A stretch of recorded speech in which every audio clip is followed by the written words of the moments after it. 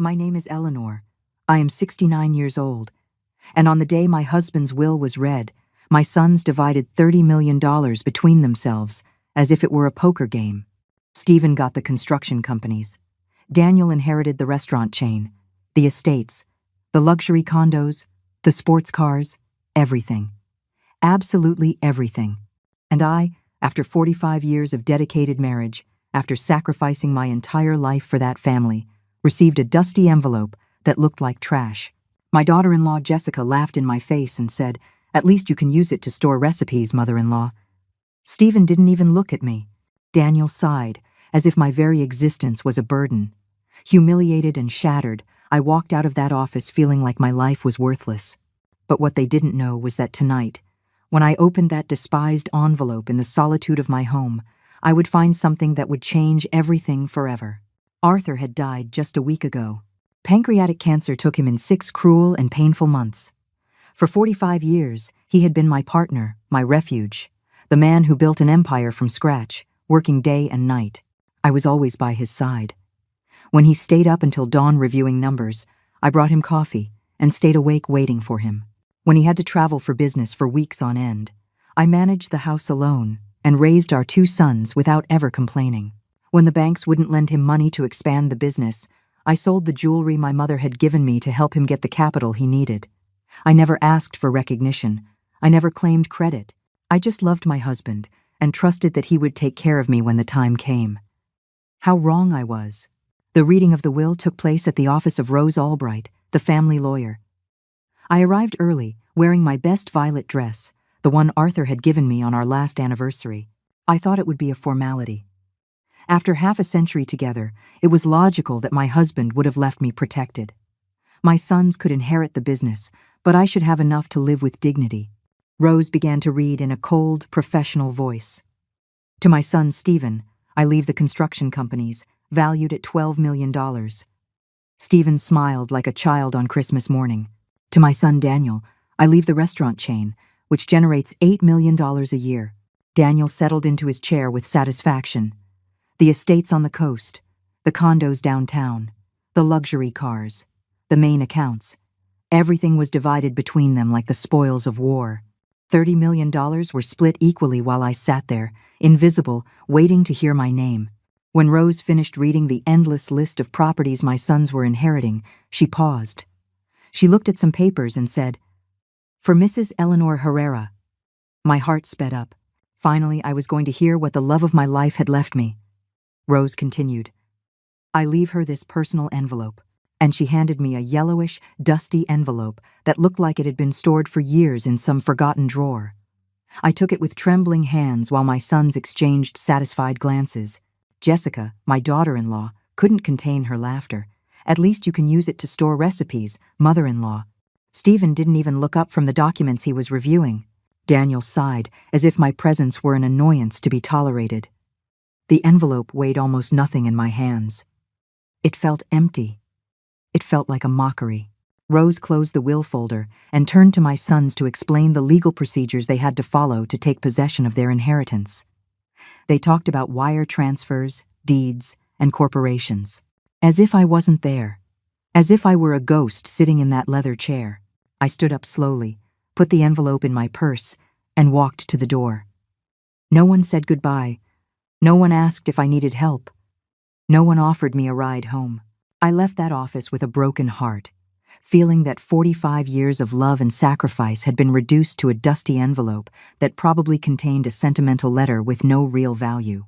I walked through the streets of the city, where I had lived my entire adult life, where I had built a family that now treated me like garbage, and I cried like I hadn't cried since I was an abandoned child. That night, sitting in the living room of my empty house, with the silence weighing like a tombstone on my shoulders, I decided to open the envelope. My hands trembled as I broke the yellowed seal. Inside was a single folded sheet of paper. I unfolded it slowly and read the words written in Arthur's unmistakable handwriting. Arthur's handwriting was unmistakable. That elegant script I had seen in thousands of love letters during our courtship, on birthday cards, on notes he left me in the kitchen before he went to work. But this time, the words I read took my breath away. "For the woman who always truly loved me. Bank account number 8, 4, 7291635CHE Swiss International Bank, Geneva. And below that, a line that made me tremble. What you find here is only the beginning. They didn't deserve to know the truth, but you do. My heart began to beat so hard I thought it would burst out of my chest. A Swiss bank account? What was Arthur talking about? For 45 years of marriage, he had told me everything about his businesses, or so I thought. What secrets had he kept? What truth was it that my sons didn't deserve to know? I stayed up all night, tossing and turning in bed, with that piece of paper clutched to my chest. The next day, I called the bank. My shaky English was met by an operator who spoke perfectly. I gave her the account number, my personal information, and after a wait that felt like an eternity, I heard the words that changed my life forever. Mrs. Herrera, the current balance in your account is 100 million United States dollars. 100 million. The phone slipped from my hands and fell to the floor. $100 million. More than 3 times what my sons had inherited combined. I sat on the kitchen floor, shaking, trying to process what I had just heard. Arthur had left me a secret fortune, a fortune that no one knew about, a fortune that made the 30 million from the official will look like pocket change. But that wasn't all, the operator continued. Ma'am, we also have instructions to courier you a safe deposit box that your husband deposited here 2 years ago. We can schedule the delivery. A safe deposit box. What else had Arthur kept hidden? What other secrets awaited me? I accepted the delivery for the next day and hung up the phone with trembling hands. My mind was a whirlwind of questions. How had Arthur acquired so much money without me noticing? Why had he kept it a secret? Why had he decided to leave it only to me? And the question that tormented me the most, what truth was it that my sons didn't deserve to know? The courier arrived the next day, at 10 o'clock in the morning sharp. It was a small but heavy safe, with a combination that came in a sealed envelope. The numbers were our wedding date, June 15th, 1980. Typical of Arthur. Always so romantic, even in his darkest secrets. I closed the living room curtains, unplugged the phone, and sat in front of the safe with my heart racing. I dialed the combination and heard the click of the mechanism opening. Inside were documents, photographs, letters, and a thick envelope with my name written in large letters. I opened it with trembling hands and began to read the most shocking letter of my life. My dearest Eleanor, the letter began. If you are reading this, it means I have passed away and our sons have shown their true colors at the reading of the will. I know they humiliated you. I know they treated you like trash.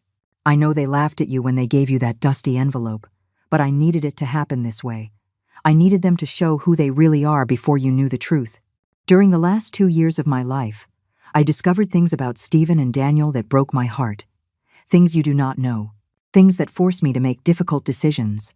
The $100 million you found in the Swiss account are only part of my real fortune. There is more. Much more. But before you know everything, you need to know the truth about our sons. My world swayed. What truth? What had Arthur discovered?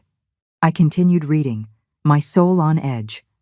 Stephen is not the successful businessman he appears to be. For 3 years, he has been siphoning money from my company to cover his gambling debts. He owes over $2 million to loan sharks who are not exactly understanding. Jessica doesn't know, but he has mortgaged their house twice and is about to lose it. The documents proving all this are in this box. I felt as if I had been punched in the stomach. My older son, who had always been my pride, was a compulsive gambler who had stolen from the family business. But the letter continued, and what I read about Daniel was even worse. Daniel has a cocaine addiction that he has been hiding for 5 years. He has secretly sold 3 properties I had given him to finance his habit. But the most serious thing is that he is involved with drug traffickers who are blackmailing him. They threatened to kill him if he didn't pay them $500,000 by the end of the year. The documents of his debts and the photographs proving his addiction are also in this box. Tears began to stream down my cheeks. How had I been so blind? How had I not realized that my sons were destroying their lives? Arthur's letter continued, revealing darker and darker secrets. But what hurts me the most, my love, is what they plan to do with you. I heard them talking one night in my study. They thought I was asleep from the medication, but I heard every word. Stephen told Daniel that when I died, they had to get rid of you as quickly as possible. Jessica suggested they declare you mentally incompetent and have you committed to a nursing home. Daniel said it would be easy to get a doctor to sign the necessary papers. They wanted to take your share of the inheritance and lock you away somewhere you wouldn't be an inconvenience to their plans. The paper grew damp with my tears. My own sons, my own flesh and blood. They had planned to lock me away like a sick animal to steal my money.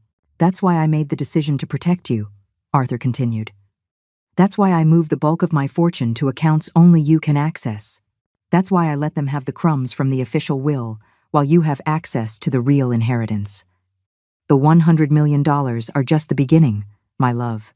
There are properties in Europe, investments in Asia, accounts in tax havens. In total, more than $200 million that are now yours. But I also leave you something more valuable, the truth. And with that truth, the power to decide what to do with our sons. My hands were shaking so much I could barely hold the letter. $200 million, a fortune that made my son's official inheritance look like loose change. The letter ended with a sentence that was seared into my soul. You decide whether you use this information to protect yourself or to teach them a lesson they will never forget. I can no longer take care of you, but I have given you the weapons to take care of yourself. With all my eternal love, Arthur. I put the letter down on the table and looked at the contents of the safe. There were photographs of Daniel using drugs, bank documents showing Stephen's debts, contracts signed with dangerous loan sharks, audio recordings on small devices I didn't dare listen to yet.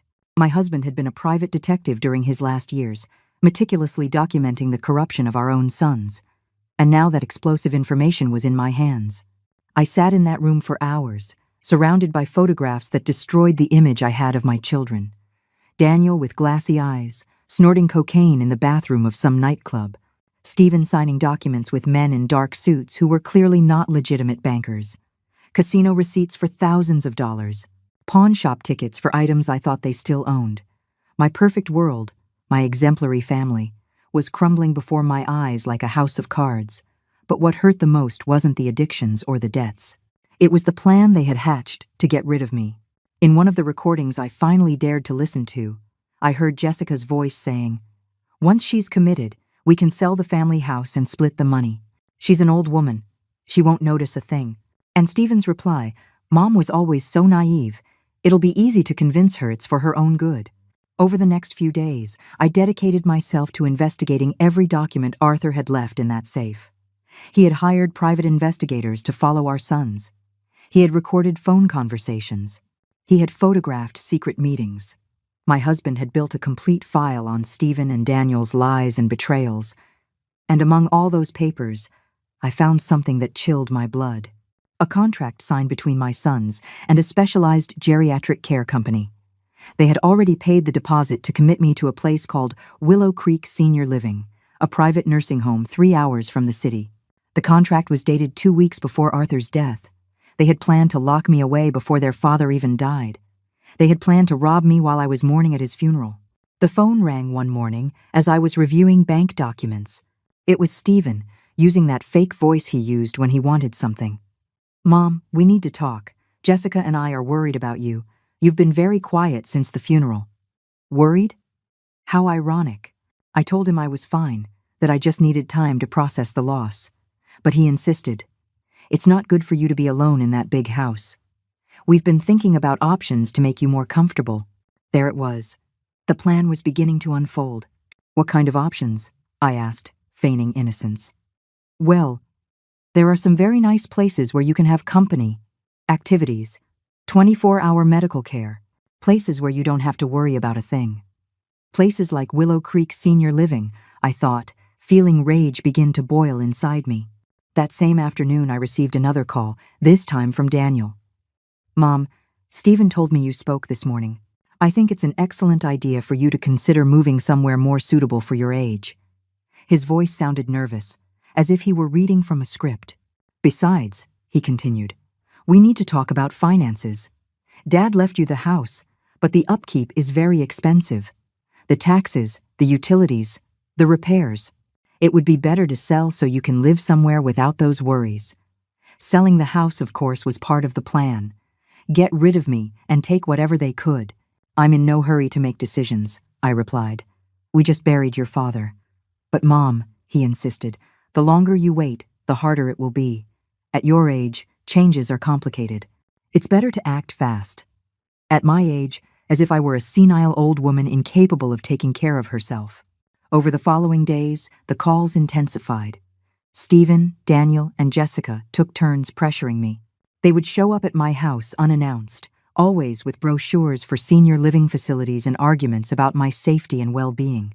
Look at this place, Mom, Jessica would say, showing me pictures of gardens and activity rooms. They have physical therapy, painting classes, excursions. You would be so happy here, but I had researched that place. It was a gilded cage where relatives deposited inconvenient elders and forgot about them forever. The online reviews spoke of medical negligence, terrible food, and abusive staff. A perfect place for someone to slowly disappear from the world. One afternoon, while pretending to consider their suggestions, I decided to test them. You're right, I told them during a forced family dinner. Maybe it is time to make some changes. But first, I'd like you to help me with something. Their eyes lit up, thinking I had given in. Of course, Mom, whatever you need, Stephen said with a fake smile. I want to review all of your father's company documents. I want to understand exactly what you inherited and how the business works. The silence that followed was deafening. Stephen and Daniel exchanged nervous glances. Don't worry about that, Mom, Daniel said quickly. We'll take care of everything. You don't have to bother with paperwork. But I insist, I continued. After 45 years of building that empire with your father, I have a right to know what will happen to it. Jessica chimed in with that condescending smile. I hated so much. Mother-in-law, those things are very complicated. Numbers, taxes, contracts. It's better to let the men handle it while you relax in your new home. The men. As if I were a child incapable of understanding basic math. Besides, Stephen added, we've already made some important decisions. We've sold one of the estates to pay off company debts. Sold an estate? What debts? Arthur had been dead for barely a month, and they were already liquidating properties. What kind of debts? I asked. Boring stuff, Mom. Taxes, suppliers, payroll. Don't you worry about it. But I knew the truth. I knew Stephen had used that money to pay his loan sharks. I knew they were plundering the inheritance to cover their vices. That night, alone in my house, I made a decision. I was not going to be the silent victim they expected. I was not going to let them lock me in a nursing home while they stole everything Arthur and I had built together. I had $200 million. I had proof of their crimes. And I had something they had underestimated. 45 years of experience being the wife of a brilliant businessman. I had learned more than they thought. I had absorbed more knowledge than they imagined. And now it was time to use all of it to my advantage. I picked up the phone and called the Swiss bank. It was time to start moving my pieces in this deadly chess game my own sons had started. The next day, as I was having breakfast, the doorbell rang. It was an older, elegantly dressed man who introduced himself as George Maxwell, an attorney, Mrs. Herrera. I'm here on behalf of your late husband. I have specific instructions to carry out. Arthur had hired independent lawyers, different from Rose, to handle his secret affairs. George handed me a thick folder full of legal documents. Your husband asked me to deliver this to you exactly 1 month after his death.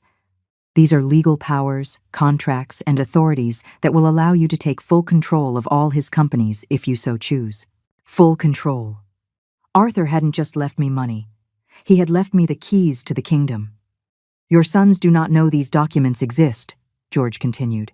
According to your husband's instructions, you have the power to revoke their inheritances if you deem they are not meeting the family's ethical standards. George Maxwell sat in my living room and began to explain documents that seemed to come from a spy movie. Your husband was very meticulous, Mrs. Herrera. These contracts grant you 51% of the shares in all the family businesses. On paper, your sons inherited control, but legally, you are the majority shareholder. My head was spinning as I tried to process the information. How is that possible? The will rose red. That will, George interrupted, only covered the visible assets. Your husband created a complex corporate structure where the companies are under the umbrella of a family holding company. And you, Mrs. Herrera, are the owner of that holding company. Arthur had been playing chess, while we all thought he was playing checkers. He had built a perfect legal trap, disguised as a generous inheritance for his sons. But there's more, George continued, opening another folder. Your husband also tasked me with investigating your son's activities for the last 3 years. What we discovered is enough to completely nullify their inheritances, and in some cases, to initiate criminal proceedings. He showed me photographs I had already seen in the safe, but also new documents. Irregular bank transfers, fraudulent contracts, fake invoices. Stephen has been diverting funds from the construction company to pay gambling debts. In total, he has stolen nearly $3 million. Daniel has used company vehicles to transport drugs, turning the family restaurants into money laundering centers. Each revelation was like a hammer blow to my chest. How had I raised 2 criminals without realizing it? George took out an audio recorder and played it. I immediately recognized my son's voices. When the old lady is locked up, Stephen was saying, "We can liquidate everything and get out of the country. With 50 million each, we can start over in Europe." Daniel's voice replied, "Yeah, but we have to act fast. The cartel is pressuring me for the money I owe. If I don't pay them soon, they're going to start killing people." "Don't worry," Stephen continued. "In 2 weeks, Mom will be committed, and we'll have access to all the accounts. Rose has already prepared the mental incapacity documents." My blood ran cold. They weren't just planning to rob me. They were planning to flee the country after destroying everything Arthur had built. "Your husband recorded this conversation 3 weeks before he died," George explained. "That's why he accelerated all the legal preparations. He knew he had little time to protect you. He handed me a new cell phone. This device is directly connected to my office and to the police. If you feel threatened at any moment, press the red button and help will be on its way." The reality of my situation began to sink in. I wasn't just dealing with ungrateful children. I was dealing with desperate criminals who saw my death or disappearance as the solution to all their problems. "What do you recommend I do?" I asked him. George smiled, an expression that didn't reach his eyes. "Your husband asked me to tell you this verbatim. Eleanor, you are stronger and smarter than they think. It's time they found out who they're messing with." That night, after George left, I sat in front of my vanity mirror and truly looked at myself for the first time in months. I saw a 69-year-old woman, with gray hair I had let grow naturally, with wrinkles that told the story of 4 decades of smiles and tears. But I also saw something I had forgotten existed: fierceness. For all those years of being the perfect wife, the selfless mother, I had buried the fighter I had been in my youth. The woman who had sold her jewelry to help Arthur build his empire. The woman who had worked double shifts when money was tight. The woman who had fought against banks, suppliers, and competitors to protect her family. That woman was still there, dormant but not dead, and it was time to wake her up. The next day, I began my counterattack. First, I called the bank and transferred $10 million to a local account. I needed immediate liquidity for what I had planned. Next, I hired a private security firm to watch my house 24 hours a day. If my sons planned to speed up my commitment, they were going to meet more resistance than they expected. I also hired a forensic accountant to audit all the family businesses. I wanted official documentation of every penny they had stolen. Finally, I visited 3 different criminal defense attorneys and gave them copies of all the evidence I had against Stephen and Daniel. I wanted to be prepared for any scenario. Stephen showed up at my house, unannounced, on Friday morning. He was accompanied by Jessica and a man who introduced himself as Dr. Evans, a specialist in geriatrics. The plan was in motion. "Mom," Stephen said with that fake smile that now nauseated me, "we brought the doctor to give you a general checkup. We just want to make sure you're okay." The supposed doctor carried a black briefcase and a condescending attitude that made my blood boil. "I don't need a checkup," I replied firmly. "I feel perfectly fine." "But Mom," Jessica insisted, "at your age, it's important to have regular checkups. The doctor just wants to ask you a few simple questions." Simple questions. Like the ones used to declare someone mentally incompetent. "Mrs. Herrera," the fake doctor said in a syrupy voice. "I just need to assess your cognitive state. These are routine procedures." He took some forms from his briefcase that I recognized immediately. They were the same documents George had shown me, the ones Rose had prepared to declare me incompetent. Can you tell me what day it is today? He asked. Friday, October 13th, I replied. Can you tell me where you live? In the house I built with my husband 30 years ago at 1247 Oak Avenue. Do you remember how much money you inherited in the will? There was the trap. If I said I had only inherited a dusty envelope, it would confirm I had no resources and would be easier to declare incompetent. If I mentioned the 200 million, they would think I was delusional. I remember perfectly, I replied, looking directly into Stephen's eyes, that you inherited $30 million in companies and properties. I also remember that I received an envelope that you considered trash. The doctor scribbled something on his papers. Stephen smiled, thinking I had fallen into his trap. And how do you feel about that distribution? The doctor asked. I feel, I said slowly, like a woman who finally understands who the members of her family really are. Jessica and Stephen exchanged satisfied glances. They thought I was admitting confusion or resentment, emotions they could use to justify my commitment. The fake doctor closed his folder and whispered something to Stephen. Then he turned to me. Mrs. Herrera, I believe it would be beneficial for you to spend a few days under medical observation. We have a very comfortable facility where you can rest while we evaluate your general condition. There it was, the final trap. No, thank you, I replied with the firmest voice I could muster. I feel perfectly capable of taking care of myself. But Mom, Stephen said, and for the first time, there was a real note of threat in his voice. It's not a suggestion. The doctor believes you need specialized care. The doctor, I replied, rising slowly, can believe whatever he wants. But this is my house, and I decide who comes in and who goes out. At that moment, Jessica made the mistake I had been waiting for. She approached me with that venomous smile and said, Mother-in-law, don't be difficult. We all know you can't take care of yourself anymore. It's time you accept reality and let the adults make the important decisions. The adults. As if I were a child. As if 45 years of marriage and building an empire had taught me nothing about life. I looked at Stephen, at Jessica, at the fake doctor, and I smiled for the first time in weeks. It was a smile they had never seen before, a smile that would have made Arthur proud. You're right, I said softly. It is time for the adults to make the important decisions. And that's exactly what I'm going to do. I took out my cell phone, the one George had given me, and pressed the record button. I want to be very clear about what is happening here, I said in a firm voice as I recorded them.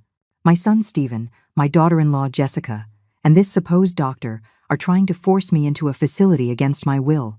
The fake doctor immediately grew nervous. Ma'am, this is just a routine medical evaluation. Routine? I answered, keeping the phone pointed at them. Is it routine to come to my house unannounced? Is it routine to bring commitment papers already filled out? Stephen tried to snatch the phone from me. Mom, put that thing away. You're acting irrational. On the contrary, I said, stepping away from him. I'm behaving exactly as a woman should, who discovered her own family plans to lock her away to steal her inheritance. Stephen's expression changed completely. The mask of the concerned son fell away, and for the first time, I saw his true face. Cold, calculating, dangerous. We don't know what you're talking about, Jessica said, but her voice trembled.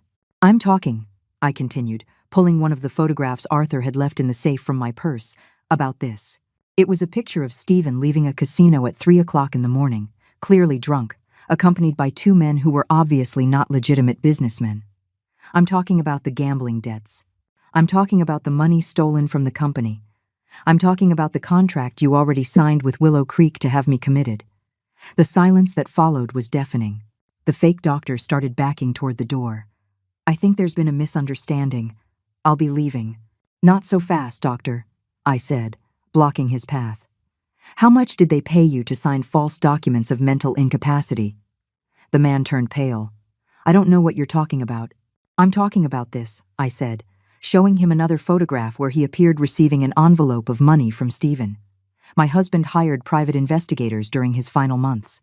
He documented every dirty move you made. Jessica began to cry, but they weren't tears of sadness. They were tears of pure panic. Mother-in-law, you don't understand.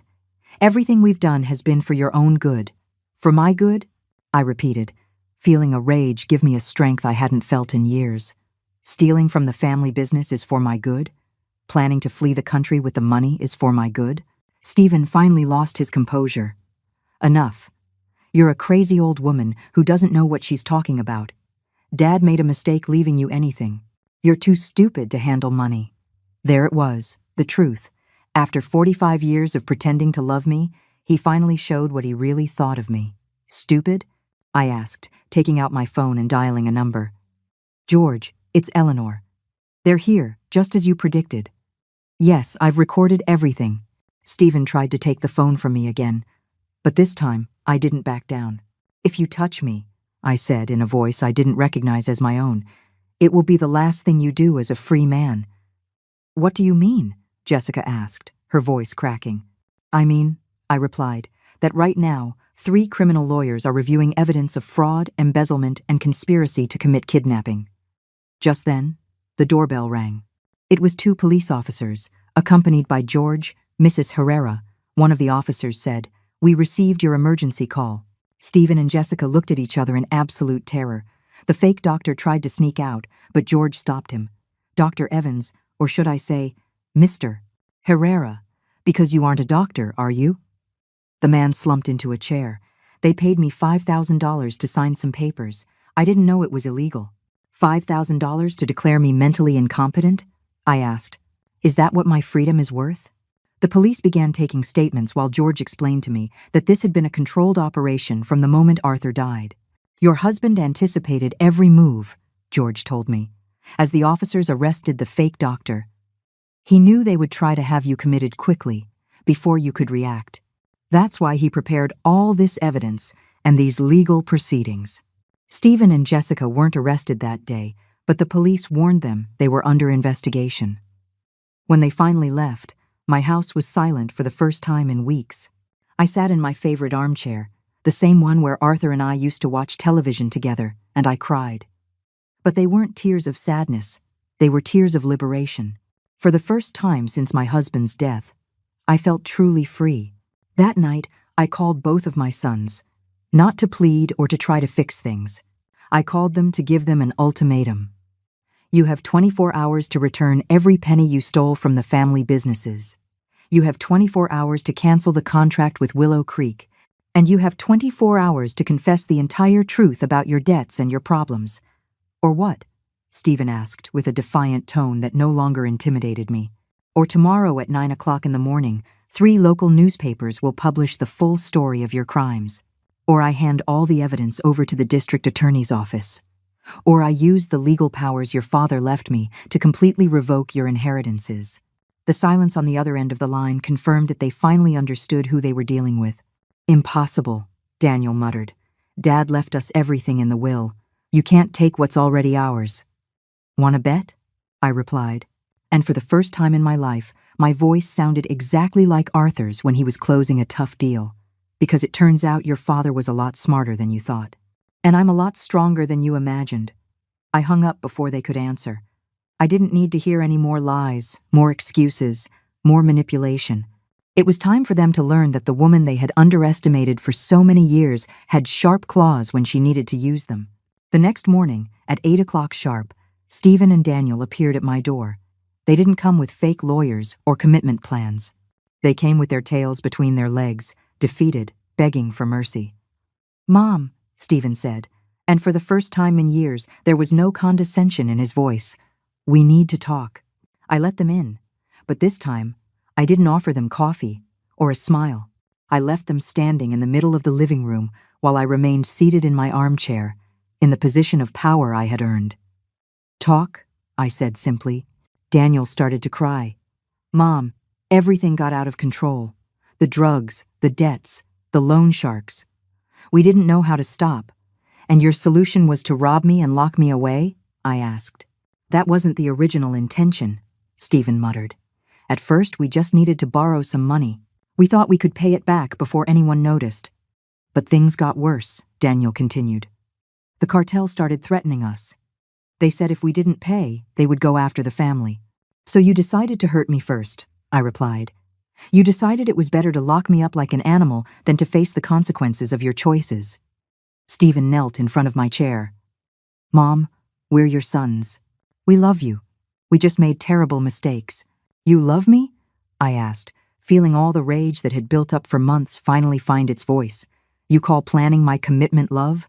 You call stealing the money your father and I built together love? You call treating me like trash at the will reading love? They didn't answer because there was no possible answer to those questions. But I want you to know something, I continued, standing slowly and walking to the window. Your father loved you. Despite everything he discovered, despite all the evidence he gathered against you, he loved you. That's why he left you a chance to redeem yourselves. I turned to face them. He left you $30 million, enough to pay all your debts and start over. But he also left me the power to take it away if you proved you didn't deserve it. Their faces paled as they understood the magnitude of what I was saying. What do you want us to do? Stephen asked, his voice cracking. I smiled, but it wasn't a motherly smile. It was the smile of a woman who had finally found her power. What I want, I said, walking slowly around my two sons kneeling in my living room, is for you to understand that the game has changed. For 69 years, I have been the obedient wife, the sacrificial mother, the invisible woman who cleans up others' messes. That's over. I looked them directly in the eyes, one by one. Stephen, I want you to call all your loan sharks right now and tell them they will get their money, but not from the money stolen from the company. They will get it from your own inheritance. His face fell. Mom, if I do that, I'll have nothing left. The debts are more than $3 million. Exactly, I replied, showing not a shred of compassion. You'll be left with exactly what you deserve after stealing from the family business for 3 years. Daniel, I continued, turning to my younger son, you are going to check into a rehabilitation center. Not one of those luxury places where the rich go to pretend they're getting better. A real place where they will work with you seriously. Mom, I can quit on my own. I don't need rehab, he protested. How were you able to quit gambling on your own? I asked Stephen. How were you able to stop stealing money on your own? No, my sons. Addicts don't get better on their own. And you are going to get better. Or you are going to lose everything. Daniel began to cry harder. They'll kill me in rehab. No, I said, taking out my phone. They won't kill you, because I'm going to pay them myself. But every dollar I pay for your debts will be deducted from your inheritance. I dialed a number I had written down days ago. Detective Miller? This is Eleanor Herrera. I have information about a drug trafficking ring operating out of the family's restaurants. Daniel went white as a sheet. Mom, what are you doing? I'm cleaning up the mess you created, I replied, speaking into the phone. Yes, Detective, I have names, dates, photographs, and my son is willing to cooperate as a protected witness. I hung up and looked at Daniel. You are going to testify against the cartel. You are going to give the police all the information you have about their operation. And you are going to do it before you enter rehab. They'll kill me if I do that, he muttered. They'll kill you if you don't pay, I replied. At least this way, you have a chance to live and start over. Stephen tried to stand, but I stopped him with a look. I'm not finished with you. I took the documents George had given me from my bag. Did you know that your father left me in control of all the family businesses? Did you know that I can legally fire you right now? Panic filled his eyes. Mom, that company is all I know how to do. It's my life. It was your life, I corrected him. Until you decided to turn it into your personal cash register. I showed him the financial statements the forensic accountant had prepared. $3 million stolen over 3 years. Fake invoices, irregular transfers, ghost accounts.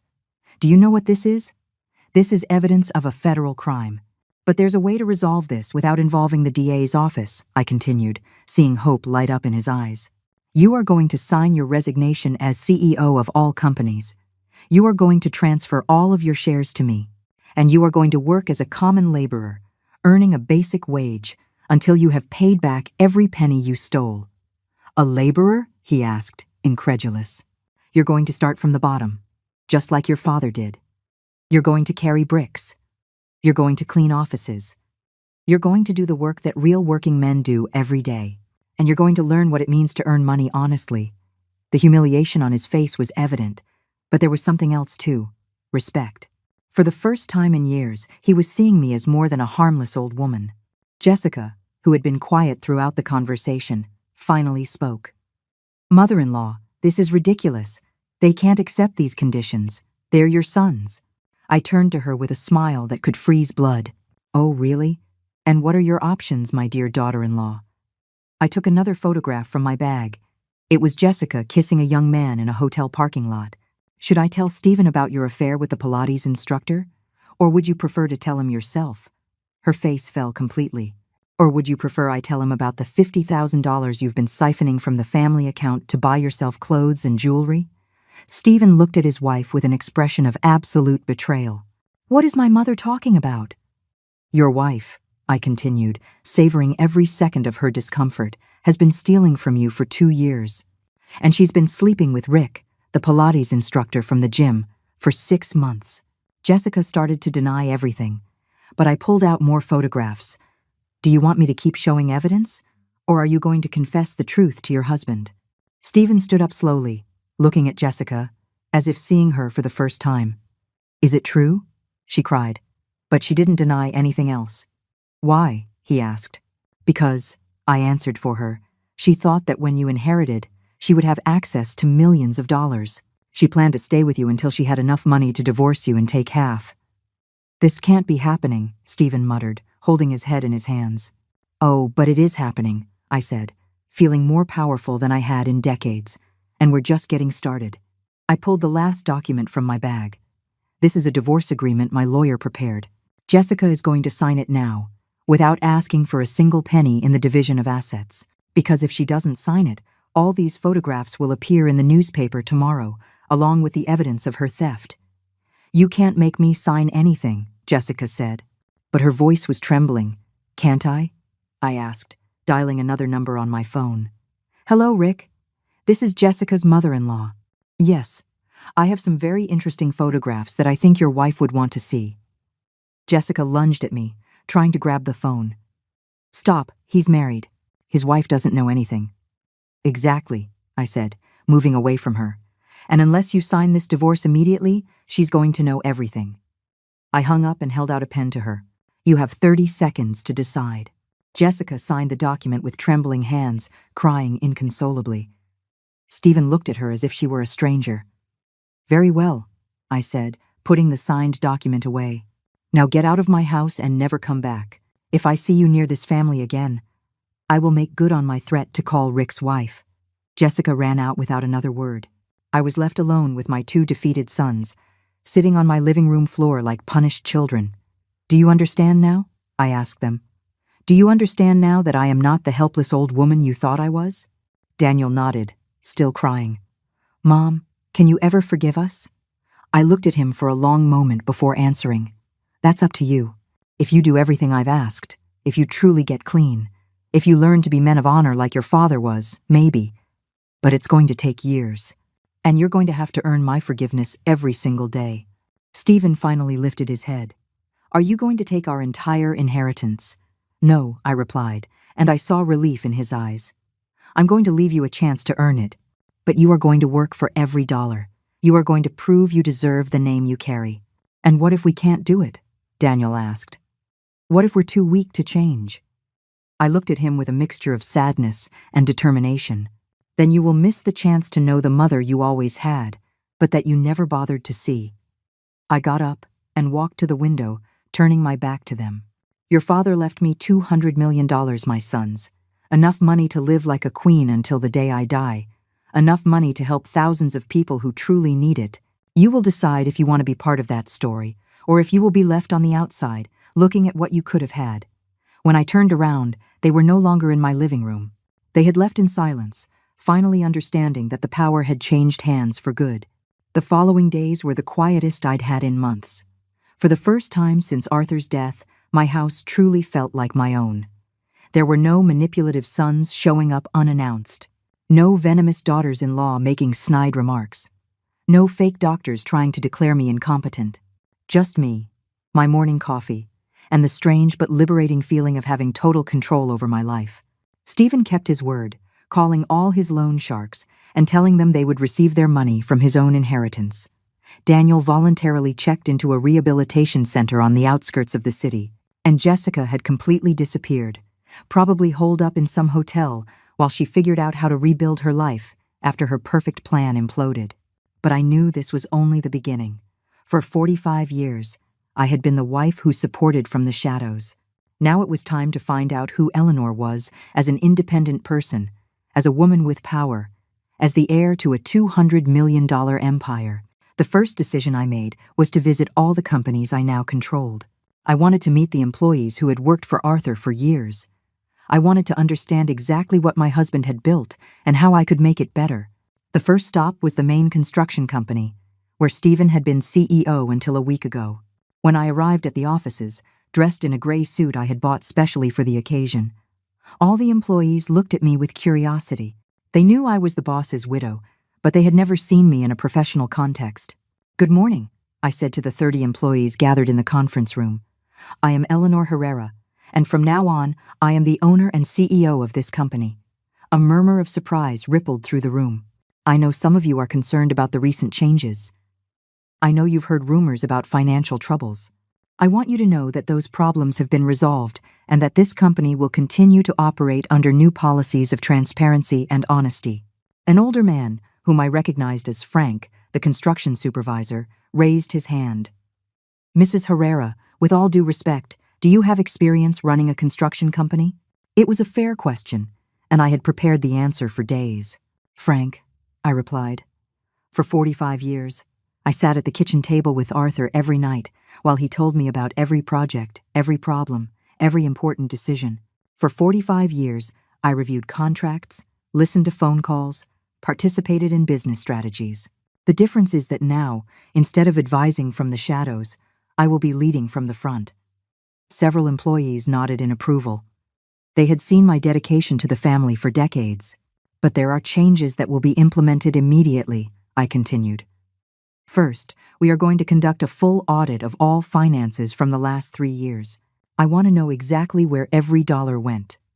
I saw some of the accountants exchange nervous glances. They probably knew about Stephen's irregularities, but had remained silent out of fear. "Second, we will implement a bonus system based on real productivity, not favoritism. Third, any employee who has information about past irregular activities can come speak with me privately, without consequences, to help me clean up this company." I raised my hand to stop the murmurs. "And fourth, the minimum wage at this company will increase by 30%, effective immediately." The silence that followed was absolute. Then, slowly, the applause began. These workers had watched Stephen spend money on luxury cars and expensive trips while they struggled to make ends meet. Now they had a boss who understood what it meant to work hard for every dollar. Over the next few hours, several employees came to my temporary office with information about the financial irregularities. They confirmed everything I already knew and added details that made my blood boil. Stephen hadn't just stolen to cover gambling debts. He had also been overbilling clients and keeping the difference. He had sold high-quality construction materials and bought cheap ones, pocketing the difference and compromising the safety of the projects. That afternoon, I visited the restaurants that had been Daniel's inheritance. The situation there was even worse. The managers confirmed that for months they had been pressured to accept special clients who paid in cash and didn't want receipts. The money laundering had been so blatant that several employees had considered quitting rather than be complicit. "Why didn't you say anything?" I asked them. "Mrs. Herrera," replied Gloria, the manager of the main restaurant. "Mr. Daniel told us that if we spoke to anyone about the special clients, we would lose our jobs. Some of us have families to feed." The rage I felt at that moment was volcanic. My sons hadn't just stolen money. They had intimidated honest workers into being accomplices to their crimes. But I also discovered something beautiful during those visits. I discovered that Arthur's employees were hardworking, honest people who had genuinely respected my husband and were willing to respect my leadership if I proved to be fair. I discovered that I had natural business instincts that I had developed over decades without realizing it. I discovered that when I spoke with real authority, based on knowledge and experience, people listened. And I discovered something more important, that I liked having power. I liked making decisions. I liked being the boss instead of the invisible wife. That night, sitting in my study with a glass of wine and the company's financial statements spread across the desk, I called George. "How are the criminal investigations going?" I asked. "Very well," he replied. "Daniel is cooperating fully with the police from the rehab center. His testimony is going to dismantle the entire drug trafficking network that was operating in the restaurants. It's going to be a major case. And Stephen?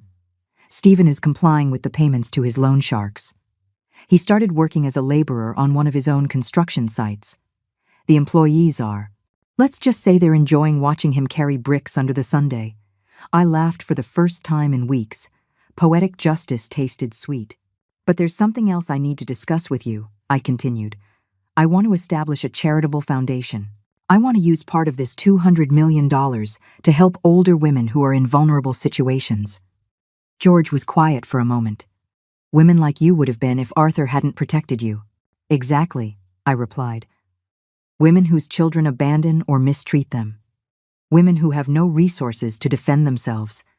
Women whom society considers invisible simply because they are older. That's a beautiful idea, Eleanor. Your husband would be proud. I hope so, I murmured, touching the photograph of Arthur I had on my desk. The days passed, and slowly I began to rebuild not only the businesses, but also my relationship with my sons. Stephen came to visit me every Sunday after his week of physical labor. He was thinner, more humble, but also more real than he had been in years. Mom, he said one Sunday, I want you to know that for the first time, I understand what Dad felt when he built all this. Honest work has a different taste. Daniel called me from the rehab center twice a week. His conversations were painful but honest. I'm learning to live without lying to myself, he told me in one call. It's the hardest thing I've ever done in my life. Were they going to earn my complete forgiveness? I didn't know. Were they going to one day get their full inheritance back? That was up to them. But for the first time in my life, I wasn't defined by being someone's mother or someone's wife. I was Eleanor, a businesswoman, a philanthropist, a powerful woman in my own right. And that woman had big plans for the future, plans that went far beyond revenge, plans that were going to change lives, including my own. Arthur had given me the tools to defend myself, but I had chosen to use them for something bigger, to become the woman I always had the potential to be, but never had the chance to discover. 6 months after that, reading that changed my life forever. I found myself standing in front of my bedroom mirror, preparing for the most important event since Arthur's death. That night was the launch of the Arthur and Eleanor Herrera Foundation for Vulnerable Senior Women. I was wearing a gold dress that I had chosen, especially for the occasion, not because it was the most expensive, but because it was the color of strength, the color of the power I had discovered within myself. As I put on the earrings Arthur had given me for our 20th anniversary, I thought about everything that had changed since that night I opened the dusty envelope my sons had despised. The foundation had already helped over 200 older women in its first few months of operation. Women like Rose, 73, whose children had emptied her bank account and left her living in deplorable conditions. Like Carmen, 68, who had been a victim of domestic violence for decades and finally found the courage to escape. Like Patricia, 75, whose family had tried to declare her mentally incompetent to steal her pension. Every story I heard reminded me how close I had come to becoming one of those victims. And every woman we helped confirmed that I had made the right decisions. The phone rang as I finished getting ready. It was Stephen. Over these 6 months, our conversations had slowly evolved from hostility to something resembling mutual respect. Mom, he said, and his voice sounded different, more mature. I wanted to wish you luck at the launch tonight. Thank you, I replied, surprised by the sincerity in his tone. How are things at the construction site? Good, he answered. We finished the affordable housing project you proposed today, seeing the families move into their new homes. I get why Dad loved this business. It was true. I had turned part of the construction company into a project for low-income housing. It was profitable, but it also had a social purpose that filled my heart. Mom, Stephen continued, I know I have no right to ask you for anything, but can I come to the launch tonight? The question took me by surprise. For months, I had kept my sons away from my new projects, not as punishment, but because I needed space to discover who I was without them. Why do you want to come? I asked. Because, he said, and I heard real emotion in his voice. I'm proud of you. Because I want people to know that I'm your son.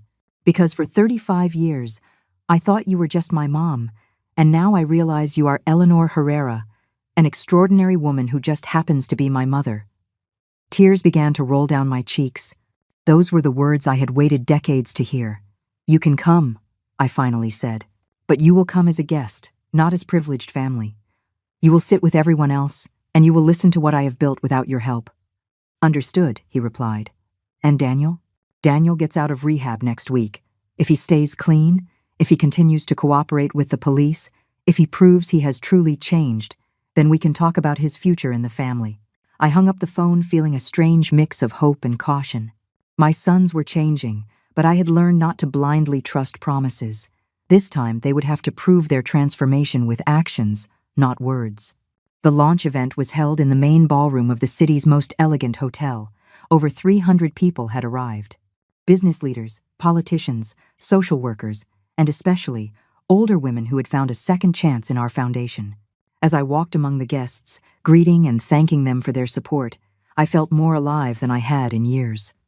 These were my people now, not the family that had betrayed me, but the community I had chosen to build, the community of people who believed in second chances and in the dignity of older women. George approached me with a huge smile. "Eleanor, this is incredible. I've never seen such a positive response for a new foundation." "It's because the need was real," I replied. "For decades, we older women have been invisible to society. It was time someone saw us." At that moment, I saw Stephen enter the ballroom. He was wearing a simple suit, nothing fancy, and he walked with a humility I had never seen in him before. Several guests recognized him, and I could see the curiosity on their faces as to why the son who had been disinherited was present at his mother's event. Stephen didn't try to approach me or claim any attention. He simply sat at a table in the back and waited. When it was time for my inaugural speech, I went up to the podium feeling a mix of nerves and excitement. Before me were 300 people who had come to support my vision. Behind me was the giant photograph of Arthur and me on our wedding day, reminding me where this journey had begun. "Good evening," I began, and my voice sounded stronger than I expected. 7 months ago, I was a 69-year-old widow who thought her life had ended with her husband's death. I thought my role in the world had been reduced to being the invisible mother of 2 adult sons and the grandmother who waited for occasional visits. But, I continued, feeling confidence grow in my chest, I discovered that life can begin at any age if we have the courage to make the hard decisions. I discovered that being older does not mean being invisible. I discovered that being 69 years old doesn't disqualify me from starting a new career, a new mission, a new version of myself. The applause started slowly and grew into a standing ovation. I saw tears in the eyes of many of the older women in the audience.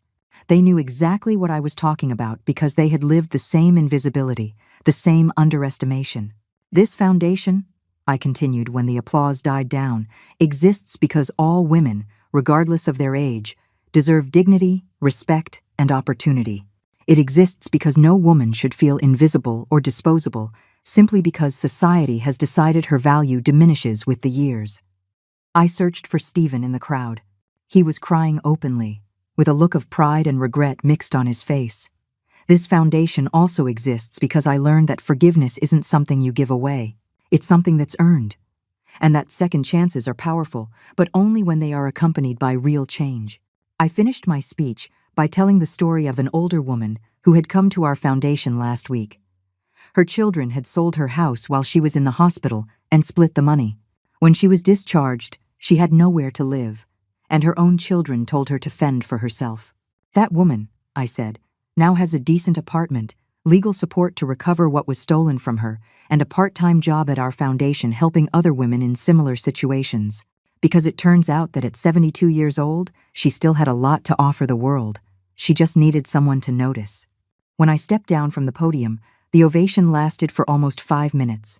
One after another, women came up to hug me, to tell me their stories, to thank me for giving them a voice. But the most emotional moment came when Stephen timidly approached at the end of the night. "Mom," he said, with tears still fresh on his cheeks, "I want to apologize. Not just for the money, not just for the plan to have you committed. I want to apologize for not seeing you for 35 years. For treating you like you were just my mom instead of Eleanor Herrera, this incredible woman who was always there but who I was too blind to recognize." I looked at him for a long moment before answering. "Stephen," I finally said, "forgiveness is earned with time and actions, but respect, you've already earned that. You came here tonight expecting no privileges. You sat in the back without demanding attention.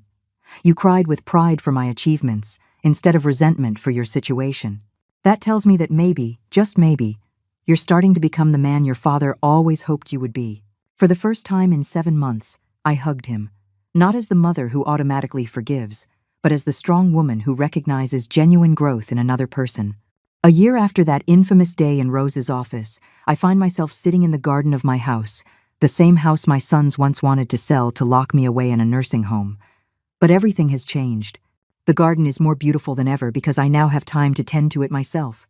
The businesses are running better than when Arthur was alive because I've learned that leading with both the heart and the head produces better results than leading with ambition alone. And my family? Well, my family has become something I never thought possible. A real family, based on mutual respect instead of false obligations. Daniel got out of rehab 6 months ago and has been clean ever since. It wasn't easy. There were relapses, crisis nights, moments where I thought I had lost him for good. But something changed when he testified against the drug traffickers who had been blackmailing him. Seeing those criminals go to prison because of his testimony gave him a purpose that drugs never could. He now works at the foundation, helping other recovering addicts. His salary is modest compared to what he used to have, but he tells me it's the first money he's earned that he feels truly proud of. Mom, he told me last week, I never thought helping other people could fill the void I was trying to fill with cocaine. Stephen has also changed, though his path has been different. After a year working as a laborer on his own construction sites, I promoted him to supervisor, not out of favoritism, but because the other workers respected his transformation. He had learned what it means to earn every dollar with honest sweat. He had learned the names of all the employees, their family stories, their real needs. It's strange, he told me a few days ago, as we had coffee in my kitchen, but I feel like I'm only now understanding what Dad built. It wasn't just money. It was a community of people who depended on us to feed their families. He had divorced Jessica, who had vanished from our lives as quickly as she had appeared. We didn't know where she was, nor did we care to know. But the biggest change wasn't in my sons, it was in me. For 70 years, I had defined my worth through my relationships with others, as a daughter, as a wife, as a mother. I had never existed simply as Eleanor. Now, when I wake up each morning, I am not Arthur's widow or the mother of Stephen and Daniel. I am the CEO of 4 thriving companies. I am the founder of an organization that has helped over 500 older women reclaim their dignity. I am a 70-year-old woman who is living the most exciting and productive decade of her life. I am someone who makes important decisions, who influences the lives of thousands of people, who builds legacies that will last for generations. The foundation has expanded beyond my wildest dreams. We now have 3 shelters for older women who are victims of family abuse, a free legal aid program, a job training center that teaches new skills to women who thought their careers were over, and a micro-loan program that helps senior entrepreneurs start small businesses. Last week, a 65-year-old woman who had been unemployed for 2 years opened her own bakery with one of our microloans. When she cut the ribbon at the grand opening, she was crying with joy because she finally felt useful, valuable, and capable again. But perhaps the project I am most proud of is the Grandmother Mentor Program. We connect older women with business experience with young female entrepreneurs who need guidance. It turns out that decades of life experience, of having navigated family and financial crises, of having raised families and supported husbands in building businesses, makes us exceptional mentors. The young women need us more than we thought, and we have more to offer than society had ever recognized. It's beautiful to see how the wisdom of one generation becomes the springboard for the success of the next. George visited me yesterday to discuss the legal documents for a new expansion of the foundation.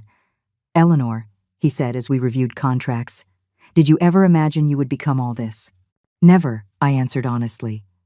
For 45 years, I thought my destiny was to be invisible, that my role was to support the dreams of others without having any of my own. And now? He asked.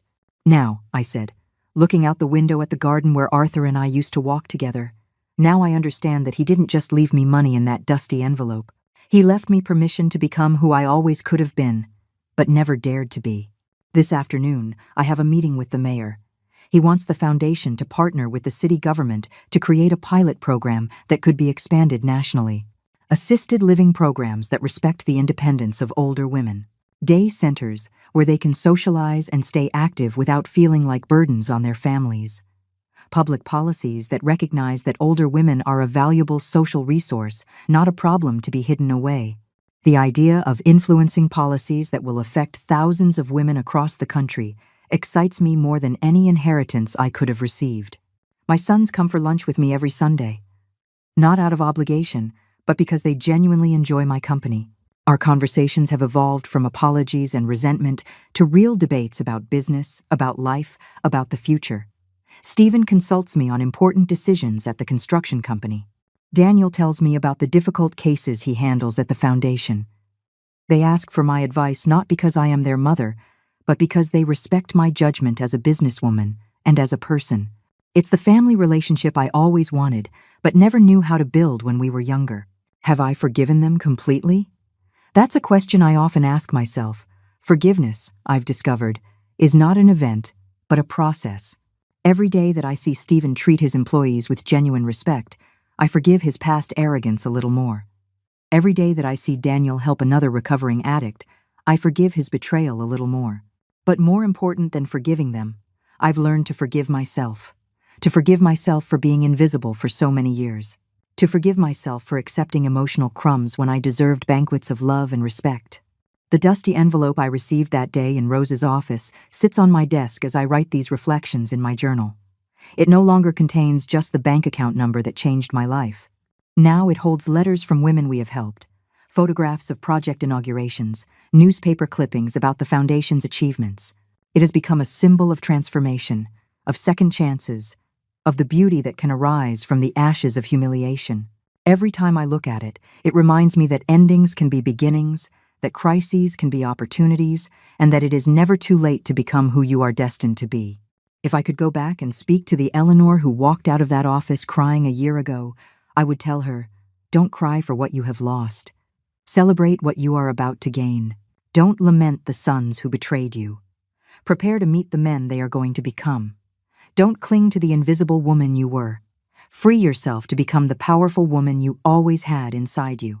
I would tell her that the pain she feels in this moment is the birth pang of a new life, and that new life is going to be more beautiful, more meaningful, and more powerful than she ever dared to dream. And to you, dear listeners, who have heard my story to the end, I ask, how many times in your lives have you accepted being invisible when you deserved to be seen? How many times have you accepted crumbs when you deserved banquets? How many times have you allowed others to define your worth instead of discovering your own power? My story is not just about an unexpected inheritance or a dysfunctional family. It's about the moment we decide to stop surviving and start truly living. It's about the moment we realize that it is never too late to write a new chapter of our lives. Because it turns out that the best years of our lives can be ahead of us, not behind us, if we have the courage to claim our power and use it for something bigger than ourselves.